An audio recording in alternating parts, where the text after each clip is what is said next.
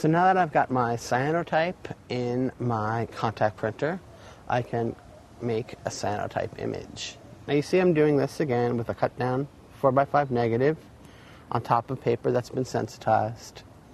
This is a very traditional way of making a cyanotype. Now, again, there's all these leaves in my backyard here. There's all kinds of little collage or chincolle I can do. I'm going to do that in a little bit too. But right now you can see how this image is turning blue.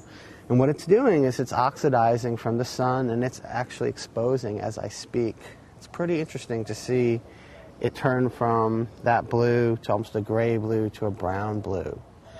Now, in my experience in being outside with this type of clouds and sun, it usually takes about 20 minutes for a nice negative to expose. So that's what I'm going to try today out here. I'm going to give it 20 minutes. Now, I've been printing for a long time, and one way that I get around, let's say today's a big printing date for me, and I've been working all week and I got one day to print. So what I did was I made a UV light source, and we're going to go into that in the next couple episodes, and how you can make your own. It looks like a big tanning bed that you can print these even at night. There's something about cyanotypes that I really love, just being able to do them in the backyard and hang out, just put it on my picnic table for 20 minutes, walk away and come back.